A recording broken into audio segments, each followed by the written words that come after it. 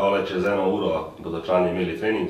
Kako potekajo priprave, kaj se tiče tebe, fizioterapeuta? Ja, zdaj smo začeli kot vsakič, ko gremo v karanteno, zjutrajni zajtrk, potem kosilo. Zdaj so imeli obvezen počitek, da se fantje lepo spočijajo. Zdaj bo začel prehajati na te osnovne stvari za pripravo na trening, kar pomeni, da jih zagrejem s kakšnimi masažami, pripravim kakšne gležnje, zabandažiramo. Tako da zdravstvena služba zaenkrat to, kar imamo tukaj, so vsi zdravi in jutri bojo na razpolago vsi trenerji. Kako pa stvari potekajo po tekmi, recimo? Po tekmi imam jaz nek svoj način, v bistvu en bazen in pripravim z veliko leda, da naredijo eno ledeno kopel. Noter so recimo 6 do 10 minut. To je fajn za regeneracijo samih mišic, ko se pregrevajo, tako da fantje to uporabljajo in zaenkrat imamo dobre rezultate s tem.